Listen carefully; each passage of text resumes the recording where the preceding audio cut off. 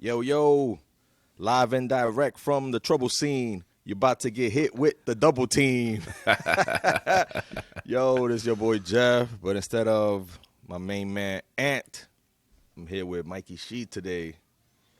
What's good? Dude, I look like a monk in our video. I'm wearing my robe. I've got religious artwork above me. I'm coming with my monk lifestyle right now.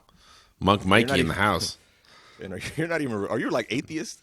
Yeah. I think you and I are in the same category probably, but yeah, I was like kind of raised Catholic, and dude, I fucking love Catholic art. Like, I think it's like so gold and gaudy and stupid. So I've got all this, like, I have this room where I have an altar, or not an altar, a pulpit, and then I've got like all this religious art because I love to collect it. You got the Virgin Mary in the background. It's like almost you're mocking religion. But anyway, man, let's get right to business, man. First of all, I'm going to give a shout out to our Culture Crew members. It occurred to me that, I mean, we only made a couple of actual videos, like maybe 3 YouTube videos. I haven't given any shout outs to them. So, I mean, I'm going to put the graphics up on the screen for them. You know what I mean? Give a shout out because they also sponsor the show, basically. Yeah. Mikey Shee is a Culture Crew member. That's right. Salute to you, brother. Salute. Self-salute. We got D Block Hellwig, owner of Destiny Couriers out in Florida. No. We have, I got to keep up with these names because they keep changing the name. Oh, King Kaiser the Third. I think that's what he's going by now. King Kaiser the Third. I like it. Owner and CEO of Eric's Cleaning Services out in Florida. Tight. We got Tosh, which I don't think we ever gave her a nickname. It's just Tosh. Tosh Barnell.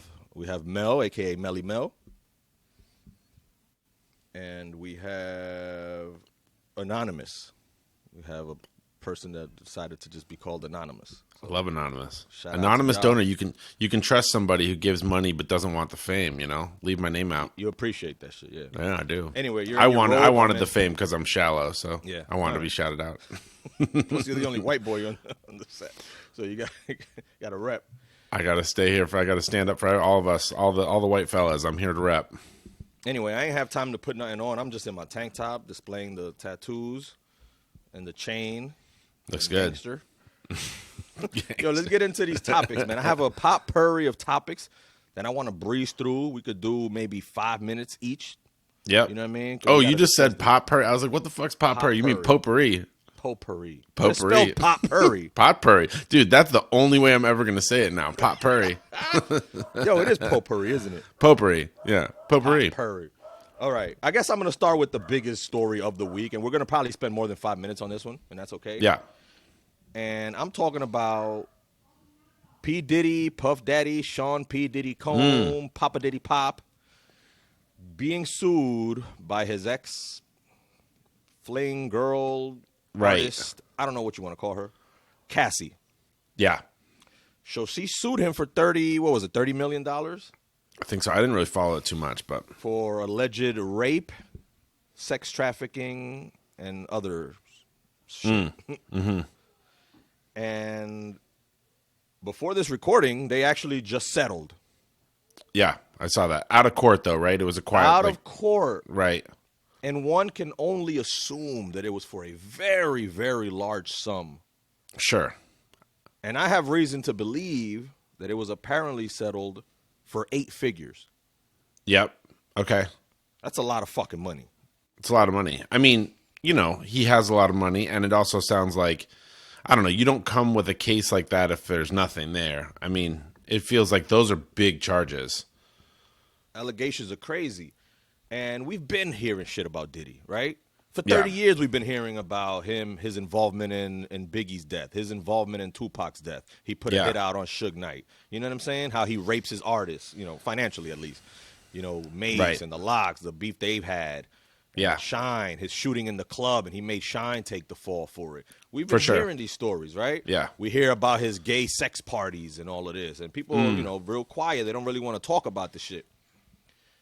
And they say that the devil works hard, but Diddy's lawyers work harder.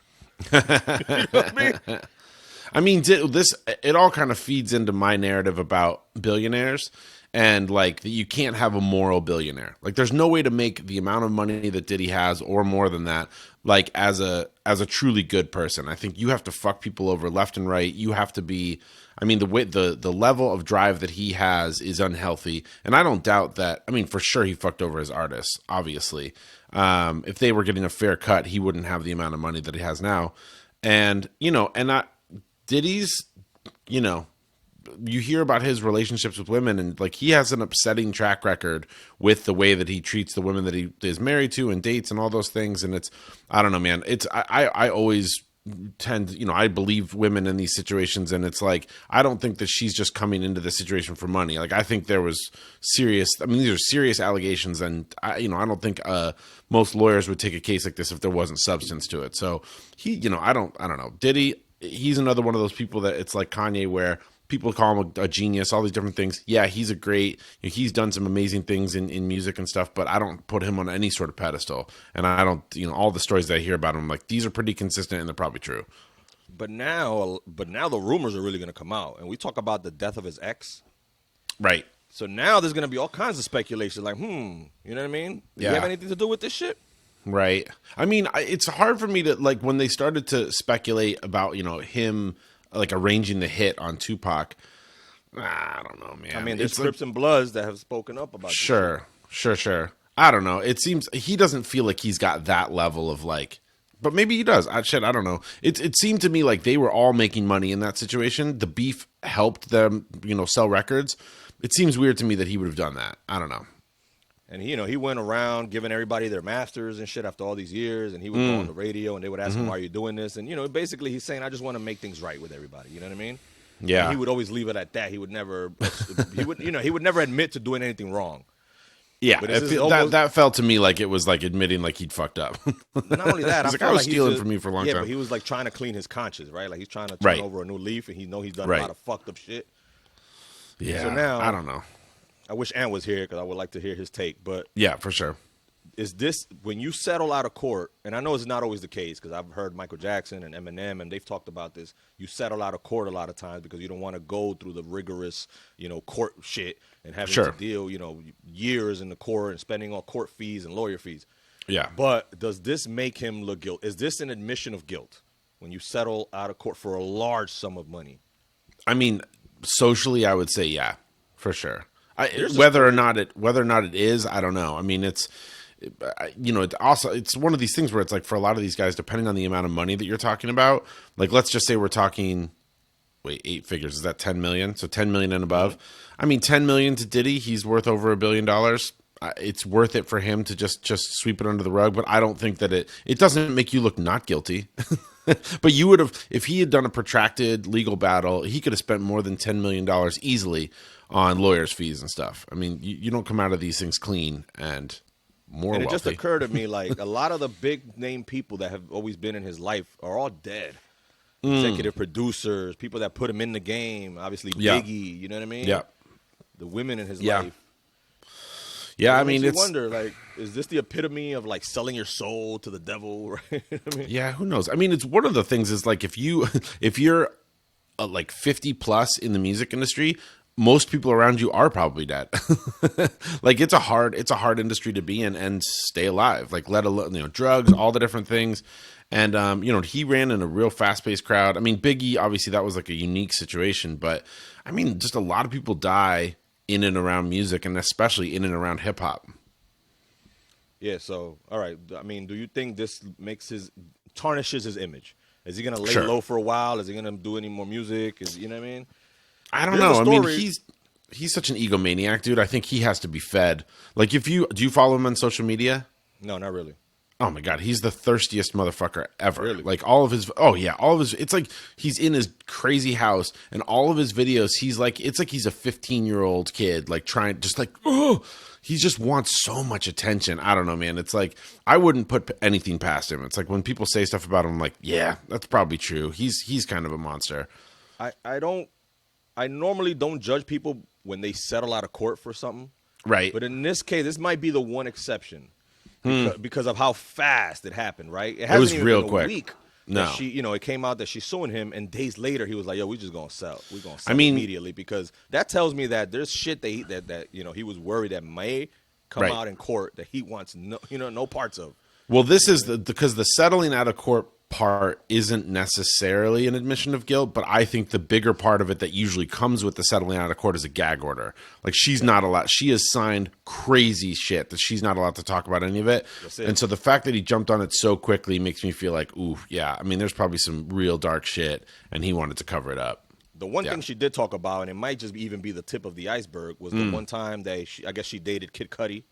Yeah. Oh, and he tried to burn his car or whatever he did. Not tried. Or blew it up. Blew up. His car blew the fuck up.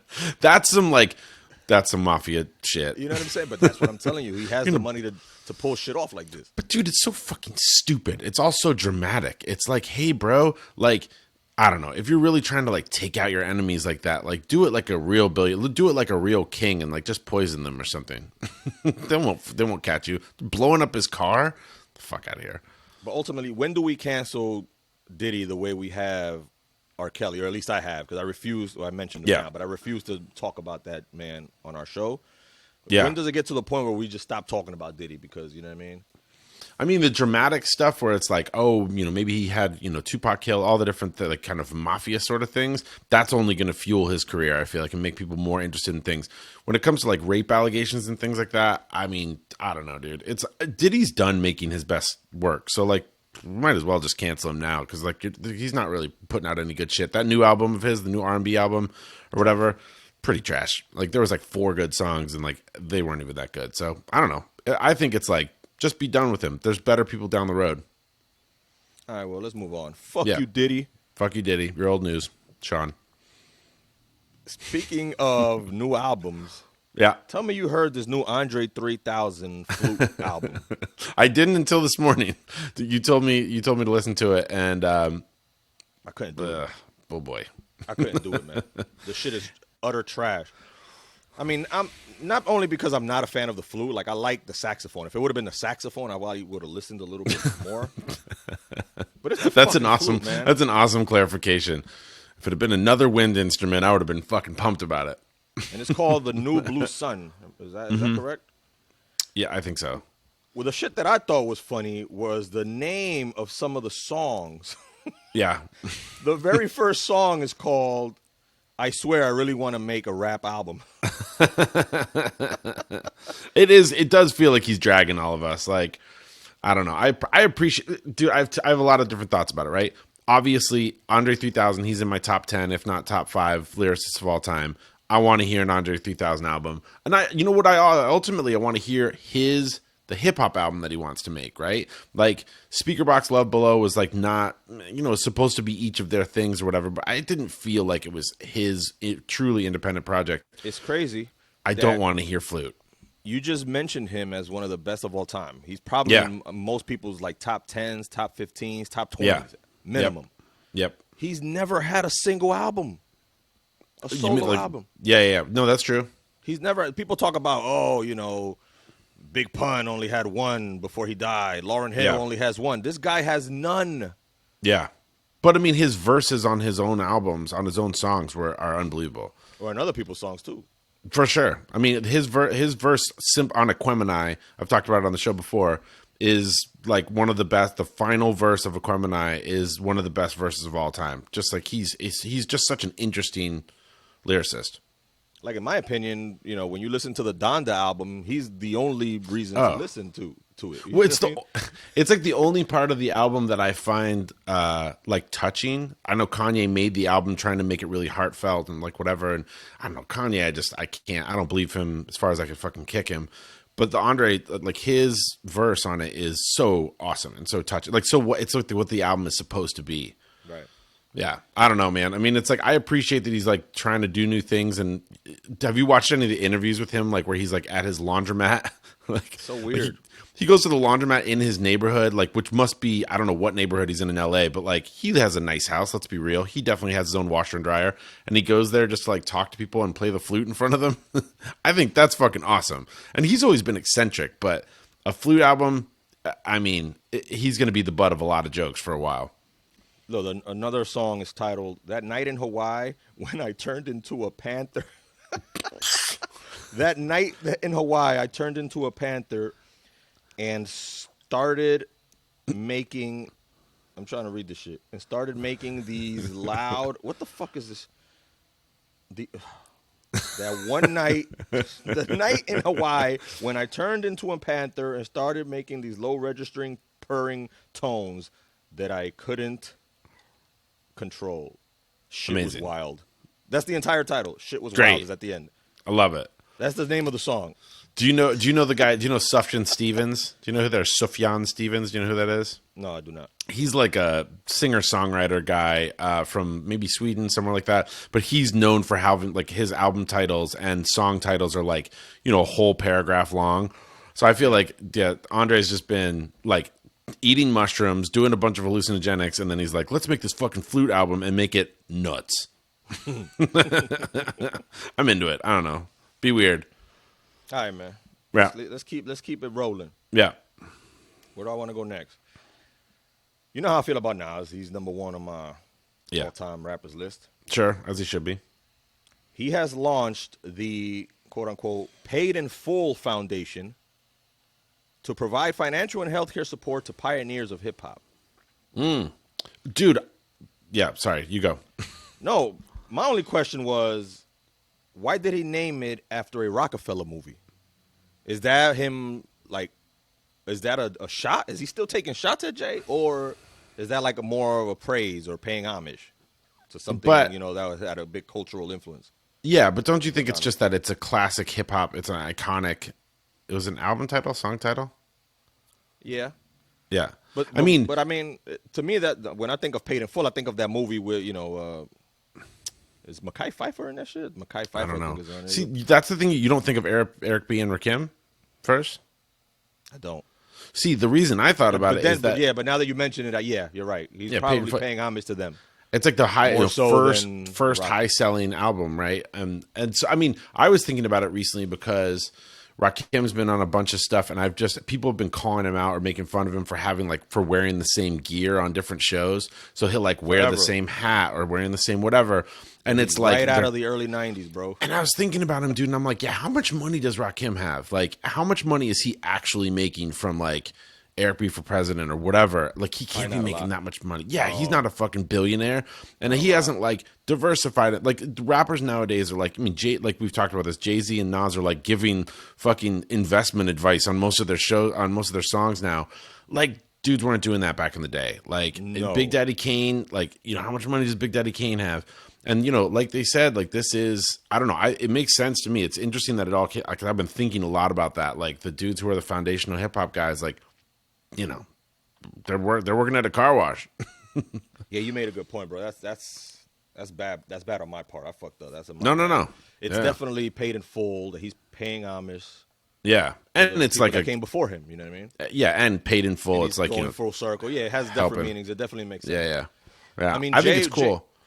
Jay was recently asked about him making more songs and making more albums, and he said, it has to make sense to him. It has to be something that's giving something to the universe, to the world. You know what I mean? Yeah. He's not making the same bullshit that he was making anymore. Like you said, they're on the songs and they're trying to give financial advice to people. He's not going to be on the song saying ignorant shit, talking about how he was selling drugs in Brooklyn. Because he did all that. He did that for 20 years. He made his money. They're on another wavelength now. Yeah, and it's at some point there is kind of also the age thing comes into it, and it's when Snoop's making fucking party songs and he's 54 or whatever he is, it's kind of I don't know, bro. Just be real. You're starting to drink some Metamucil. You're going to bed at 8:30 a.m. or 8:30 p.m.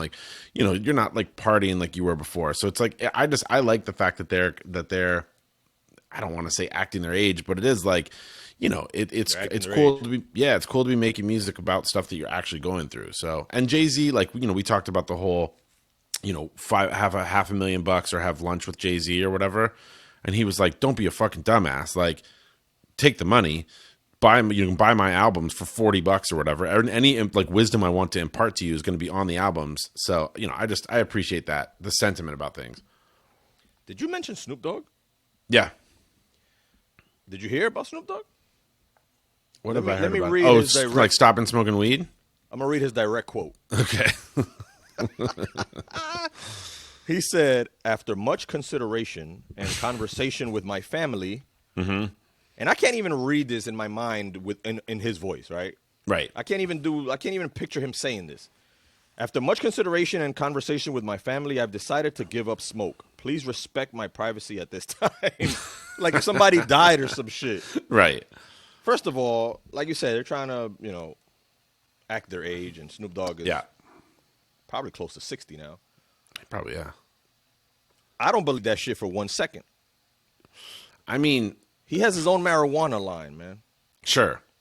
I mean, and there was, the amount, like, I can't remember what the guy's name was, but there was the guy that was his blunt roller, or that would roll joints for him. And he said he was doing like 75 a day for Snoop. God damn. Like, that's just, at this point in my life, I take one puff of weed and I'm dead. So the fact that he has to, like, at some point bring it back a little bit. Like, one thing is, like, he's probably going to get emphysema.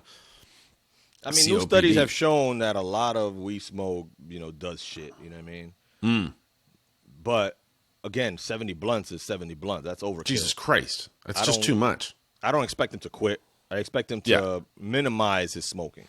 I have a good friend who's like the drunkest dude that I've known in my life, and I saw him recently, and he's like, I stopped drinking. And I was like, cool. And as he's telling me that, he has a beer in his hands, and I was like, well, you're drinking beer? And he's like, yeah. I start drinking hard alcohol.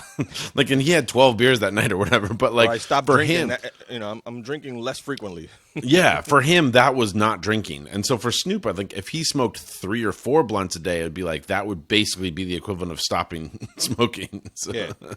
So, maybe he meant stop smoke, and so he's only doing edibles now.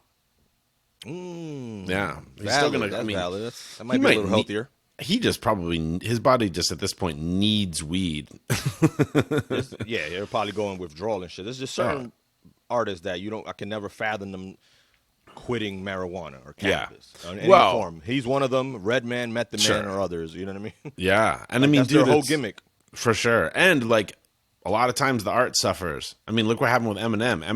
Eminem cleaned up, and his music went to shit. So that's a fact. I don't know. Snoop's not really making that much music anymore, and Redman, all he's doing lately is skydiving. Have you seen that? Yeah, I have. He's just skydiving all the time. He's like, well, I'm skinny. He tried the acting thing, and then as soon as they wanted him to get the vaccine, he quit. So. Oh yeah, we're not gonna see him on the big screen any longer. Good for him. I don't know. And actually, Snoop was in a song recently, because I was gonna ask you if you heard it, and I'm talking about the new DJ K Slay "Rolling 200 Deep" song that recently came out. I don't know it. You know how K Slay always had these little 10-minute, 20-minute, 15-minute, 30-minute, 40-minute songs, right? Yeah, like posse cuts and all the things. He would put 20. It started off with like 20 people, then 50, then 100. Now they're up to 200. And I sat there and I watched this fucking shit on YouTube, and it's over an hour long. And there's literally 200 artists, and each artist does 8 bars, and I counted it.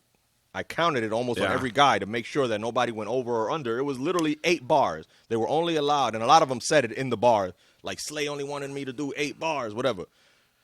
And it was 8 bars, each guy, for 200 guys. Awesome. Are they all in studio in the video? Is that the... No. They all recorded their shit separate, it looks like. Okay, so it's like cameo videos or whatever? And then they would like send it to him, you know what I mean? I mean, that's the only way to do it. Otherwise, that song would have cost $2 million. I'm sure it took a long time to edit, because you can tell that some guys were probably off beat, or some guys, you know what I mean? Like, you could tell that some guys were recording the video, and the vocals weren't, aligning with the shit. They were like covering their mouth, so you can't see that it's not. But it was well made though. Like, it must have taken a long time to edit and to make. I can't even imagine. I mean, I'm listening to that Open Mike Eagles show. What Had Happened was, and he's got Questlove on this season. And Questlove is talking about the Roots albums, and he's just one of the main things he's talking about is just mastering things and just like doing just making sure all the levels are right on stuff. And how long it takes per song. That K Slay song, sending in like cell phone footage, I can't even imagine how long that took to master. You know what I mean? And then the beat switches up, and I mean, for the most part, it's the same beat for an hour, but it has different cadences to it and different rhythms to it and different parts. So people have to jump in, and you have to make it sound right. Oh man, that shit probably took months to put together. And you mentioned Snoop, so he was on it. He has a little verse on there. I can't remember everybody that was on. It was 200 people. A lot of them were like underground. A lot of them were guys I never heard of.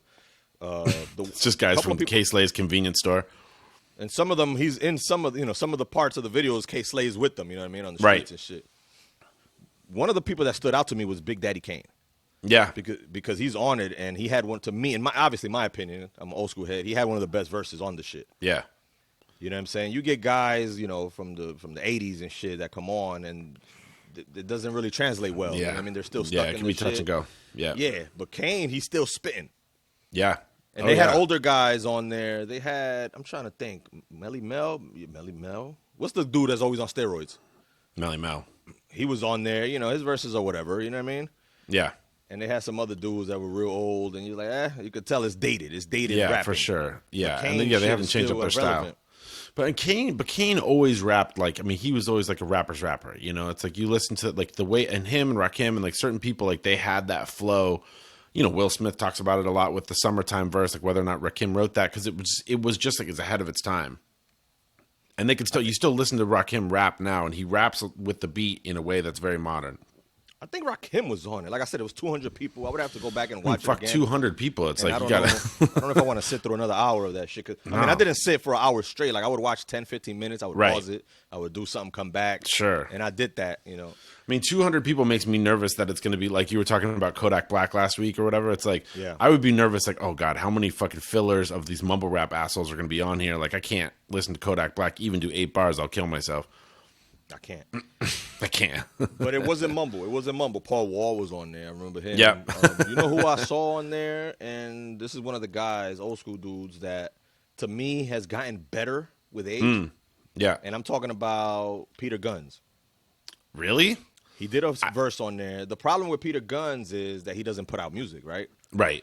Every once in a while, he'll just be featured on one of the K Slade things. He'll have a little verse here and there. Yeah. Or he'll do a little video with his son, Corey, and they'll spit back and forth. And I'm like, yo, his shit is dope. His shit is nice. But he's just been living off of that one-hit wonder for the last 30 years, right? Yeah, he's for sure. But I'm like, yo, I'm listening to it, and I'm like, damn, Peter Panky still has it, bro. He's nice. But yeah, go check that shit out, bro. That's a dope video, bro. If you have an hour, if you're bored. I'll reserve an afternoon for it. Yo, speaking of the culture, New York City declared November 9th Wutang Day, and we're celebrating. What are we celebrating now? The 30th anniversary of the 36 Chambers. Yeah, to the 36 Chambers. Yeah. Which makes me feel old. I just turned 40. I just celebrated my 40th birthday in Jamaica. Shout outs to me. Happy birthday. Just came back. And it makes me feel old. I'm like, shit, it's been 30 years because I had this album as a child. Yes, you were 10. I was 10 and I had it. And I remember my dad broke it. Yeah. My dad walked in my room and I had Enter the 36 Chambers. Yep.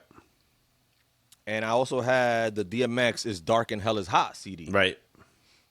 And, he wasn't having that shit because he didn't want me listening to, violence and shit that had curse words in it.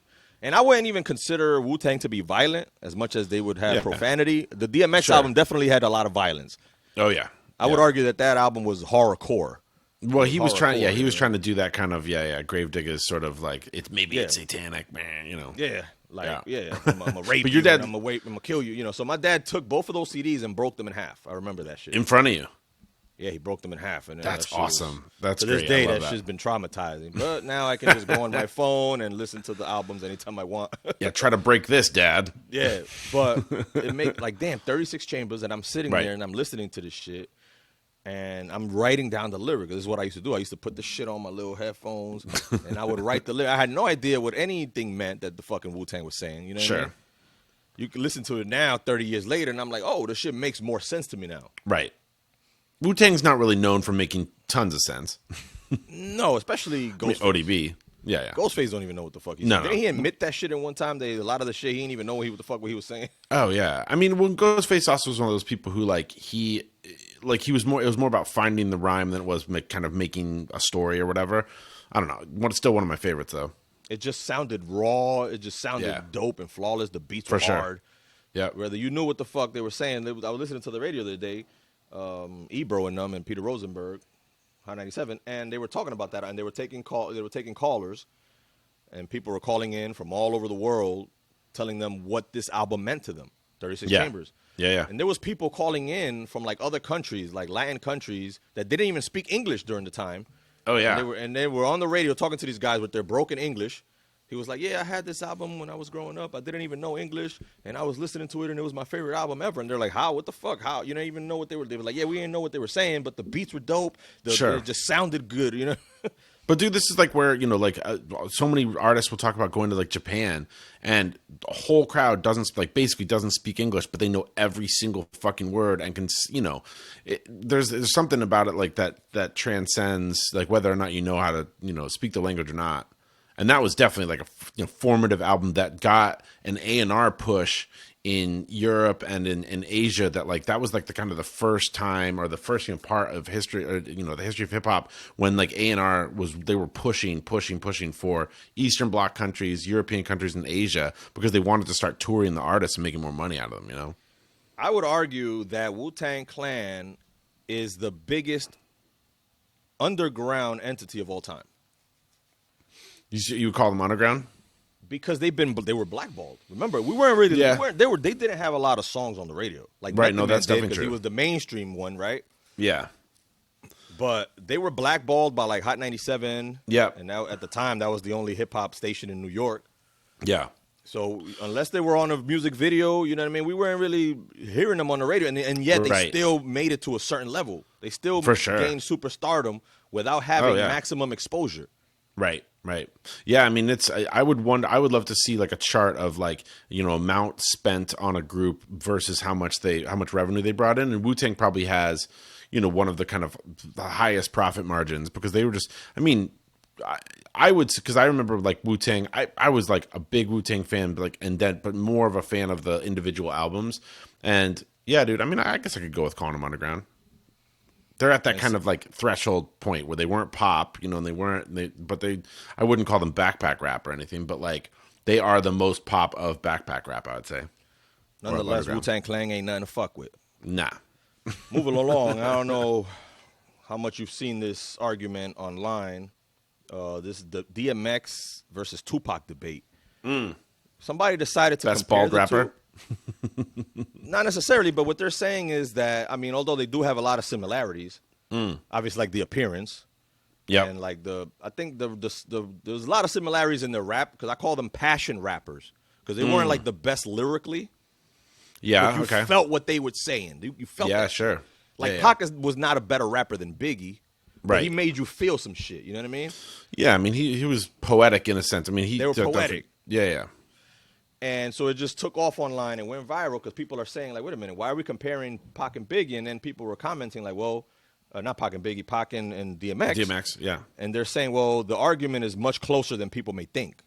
And I agree. I've not heard this argument, and I don't know. I mean, I'd have to think about it. I mean, they both have a lot of their songs are storytelling. Like, a lot of it is about kind of a character.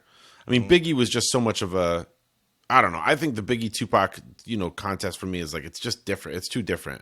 They're just like very different rappers, and they're not like, it's not East Coast, West Coast. One of them was like, it's just like Biggie was Biggie. He was like, you know, influenced by Puff and R&B more hard. DMX though. DMX, I don't know. I always think of DMX kind of in his own category. I don't think of DMX as like a lyricist for sure. I mean, but it is like kind of from the storytelling perspective. I can see where he could be compared to Tupac, and I don't know. I'll have to think about it. I got to chew on it. The only difference is that, you know, obviously Pac had 1 million albums, right? Whereas, you know, X had that first album, which was classic. Sure. Second album was really good. Third album was okay, but then after that he fell off. Right. But that first album to me is my favorite hip hop album of all time, and I would put that up against any Tupac album. Yeah, you know I mean, Tupac's albums weren't the standouts. I mean, I don't think that like he had singles that were standouts for sure. A lot of good albums, they always felt kind of discombobulated or whatever. Like, but Dark as Hell, it's Dark and Hell's Hot. You're saying? Yep. The second one was Flesh of My Flesh, Blood of My Blood, which is really good. I mean, no, but it's Dark and Hell's Hot was like, it felt like a concept album. Like it was thorough. Like it felt like it was like, you know, it had like a story to tell front to back. Yeah, it was like a movie. Every song went into the next one, and it felt like it all connected together. That's your favorite of all time? Have you said that before? We've talked about that on here. We did a whole that's episode your number one? of our top albums of all time. That is my number one. I forgot that was your number one. All right, yeah. I mean, I'm with that. I get it. I support it. Lauryn Hill, Miseducation is in my top 5, but DMX is Dark and Hell is Hot is my favorite album of all time. All right, I'm gonna listen to it today. And I'm here for the comparisons of him and Tupac. They look alike. They're both bald headed. They both, they preach that thug life mentality. Sure. Yeah. But all right, the last topic that I want to end the show with, and I said I've been saying for the last few weeks that I don't want to talk about this man anymore, but he just keeps popping up. Can't help. His wife keeps popping up. He keeps popping up. And you know what I'm ready to talk about? William Smith. Willard Smith. Because a former employee and quote-unquote best friend, Brother Bilal, decided to start speaking out about how Will Smith is gay and how he had a romantic relationship with Duane Martin. Like, first of all, whether this is true or not, I feel like this is just a disgruntled employee, right? Ex-employee. Yeah, I mean, he's an ex-employee, and now he wants to start talking shit. Of course. I believe an employee like I believe a fucking tabloid rag or whatever. It's like, no, you're just pissed off and you want to burn someone down. Right. They asked Jada about it. Jada said that we're going to sue. Yep. He said her and Will are going to sue this fucking guy. So, I mean, there's been rumors that Will is gay and gay parties and whatever, right? There's been rumors about that shit. I mean, he played gay characters on TV and he played them very well. I think that it would do everybody a whole lot of good to he's bisexual. If he's bisexual, he's not gay. I mean, and if he's gay, he's gay, whatever. But I think he's had romantic relationships with women, so he's bisexual. And also, I think it would do everybody a whole lot of good to just kind of like look at sexuality as more of a spectrum and just be like, yeah, some people are like fully more in this direction, fully more in that direction, but everybody has kind of attractions to all different people. It would just make it a whole lot easier if people weren't so polarized about the whole gay, straight, bi thing. It just everybody's like, and it's still like, who the fuck cares? I mean, he's an actor, he's a rapper. Take on your part. Hell yeah! I mean, Portland, Oregon, represent. Just calm the fuck down. Who cares what holes they stick anything into? It's their biz. You fucking liberal. You know it, baby. But yeah, I mean, if he's gay, that's fine. I think they should just leave this man alone, right? Like, just let's just leave him alone for like a year. Let him bounce back. We know he's probably bisexual. We know he's been in an open marriage for the longest time. Sure. It is what it is. It is what it is. And it's like, in Hollywood, it's like, I don't know. It's just the one thing I think that all of this proves is that, like, through all of this and, like, listening to Will's new podcast and everything, like, I think he's just, like, a really, like, a pretty nice guy. I also think he's pretty affected by Hollywood. He's kind of ridiculous, like, might refer to himself in the third person. I don't know, man. I just don't find it all that interesting. I think Jada's like, she's feeling her star start to fade, and maybe her star was never really that bright, and so she's just like, yap. But it's, I don't know, man. Just let him do his thing. He's kind of a wiener. Like, he's been a cuckold in his relationship. Just give the guy a little bit of fucking space. Just leave my man alone, man. Fuck. Leave him alone. Like that Michael Jackson song, leave me alone. Exactly. Yo, but that's going to be our episode, man. We covered like 6 topics today, man. We nailed it. Bang, bang. Fucking crushed it. We definitely missed Ant, man. He couldn't be here with us today. He's doing, his social work. Yeah. He's doing God's work out here. Sure is. He's a God among men. I'll say this, though. This episode would have definitely been like 2 hours with him on it, though. No doubt. He would have some things to say. He likes to argue. He likes to complain that I don't let him talk, but I think it's the total opposite. I think he talks. I think he definitely talks. I've got my pulpit right over here. He can get on the pulpit and preach whenever he wants to. Yo, this was episode 148. We're almost there, man. Woof. We're almost at another milestone. That's a lot. We're on YouTube now. We're everywhere, man. Go subscribe, like, share, follow, all that good shit. La Cultura. Peace. Peace.